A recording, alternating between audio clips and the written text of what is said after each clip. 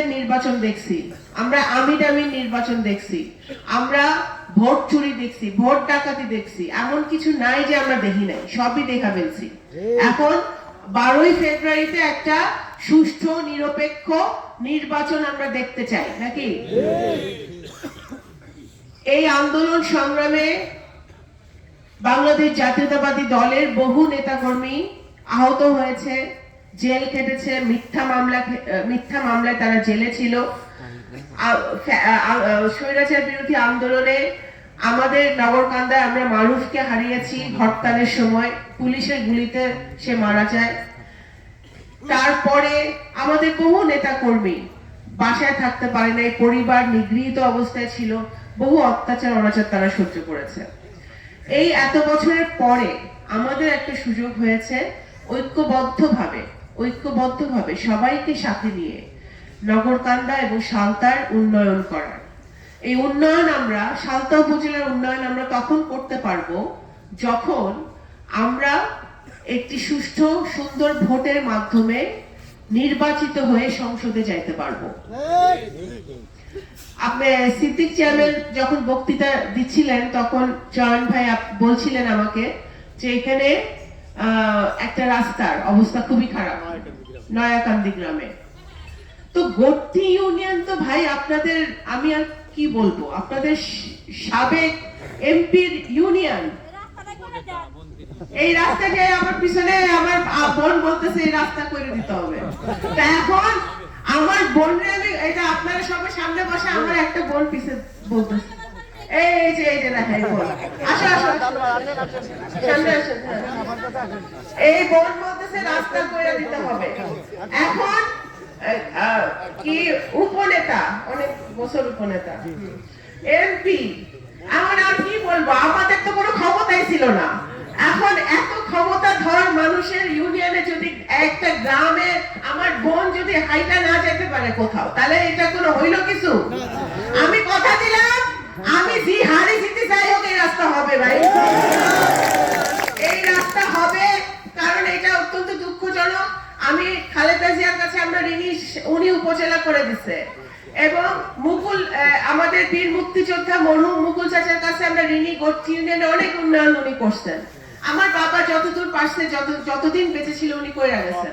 এখন যদি একটা রাস্তা না হয় থাকে এই গর্তি ইউনিয়ন একটা ভিআইপি ইউনিয়ন, সেখানে তো অত্যন্ত দুঃখজনক কথা। ইনশাআল্লাহ আল্লাহ যদি আমাদের কপালে রাখে বা আপনার ভাগ্যে রাখে, আমার তৌফিক আল্লাহ দিবে, ইনশাআল্লাহ এই রাস্তা হবে। ওনারা একটা সুন্দর মসজিদ করেছেন এখানে, বলছিল জয়ন ভাই, খুব সুন্দর একটা মসজিদ। আমি আপনাকে সাধুবাদ জানাই যে উনি ওনাদের মানে অত্যন্ত ভালো চিন্তা থেকে এবং এই অত্র এলাকার মানুষের জন্য আমাদের এখানে যারা আমাদের আলেম ওলামারা, আমাদের মুসলমান, আমাদের গুণীজন মুরব্বীজন আছেন, সকলের জন্য, আপামর জনতার জন্য ওনারা একটা মসজিদ করেছেন। আমি আপনাদেরকে ধন্যবাদ জানাই। এখন আগামী দিনে যদি আমাদের সালতা উপজেলাকে একটা মডেল উপজেলা করতে হয়, এই ধরনের রাস্তা ঘাট, ব্রিজ, কালভার্ট, আমাদের চলাচলের ব্যবস্থা যদি ভালো করতে হয়, এখানে একটা, আমি প্রত্যেকদিনই বলছি, এটা না করে তো এখন হবে না, একটা আন্তর্জাতিক মানের হসপিটাল যদি সালতা উপজেলায় না থাকে, যদি আমাদের নারীরা, আমাদের মা বোনরা, আমাদের মুরব্বিয়ানরা যদি স্বল্প মূল্যে এখান থেকে চিকিৎসা বা বিনামূল্যে চিকিৎসা না পায়, আমাদের যদি এখানে ভালো ইউনিভার্সিটি না থাকে, আমাদের মাদ্রাসা এত সালতা উপজেলা এত আমাদের ভালো ভালো সুন্দর সুন্দর মাদ্রাসা যেখানে আমাদের মেয়েরা ছেলেরা পড়াশোনা করে, স্কুলে পড়াশোনা করে, এই মাদ্রাসাগুলো যদি উন্নত মানের না হয়, তারা যদি ভালোভাবে না থাকতে পারে, তাহলে অবশ্যই এই সালতা উপজেলার নাগরিক হিসেবে, নগরকান্দা নাগরিক হিসেবে আমি অত্যন্ত, এটা আমাদের জন্য একটা দুঃখজনক ঘটনা। সুতরাং আমরা যদি এই ইনশাআল্লাহ ধানের শীষে যদি বিজয় লাভ হয় আগামী ফেব্রুয়ারি 12 নির্বাচনে, আমি সবসময় বলেছি যে আমার এই মাটির থেকে, সালতার মাটির থেকে আমার চাওয়া পাওয়ার কিছু নাই। আমাকে আল্লাহ যা দিয়েছে যথেষ্ট দিয়েছে, আমি হাজার শুকর করি। আমার বাবা সারা জীবন আপনাদের জন্য, মানুষের জন্য করার চেষ্টা করেছেন। ওনার সন্তান হিসেবে আমি যে আজকে এই বাড়িতে আসছি, আমি কোনো নেতা হিসেবে আসি নাই, প্রার্থী হিসেবেও আসি নাই, আমি আপনাদের বোন, আপনাদের সন্তান হিসেবে আসছি।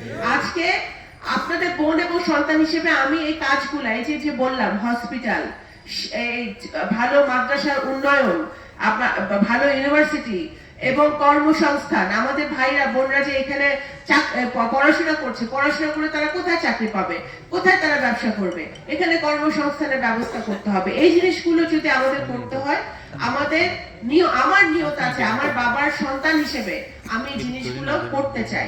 আমি একার পক্ষে আমাদের ক্ষমতা সীমিত, আমি কতটুকুই বা করতে পারবো, কিন্তু আমার যে সংসদে যেতে পারি, তাহলে আমরা অনেক বেশি আপনাদের জন্য করতে পারবো। আমি সবসময় বলি 17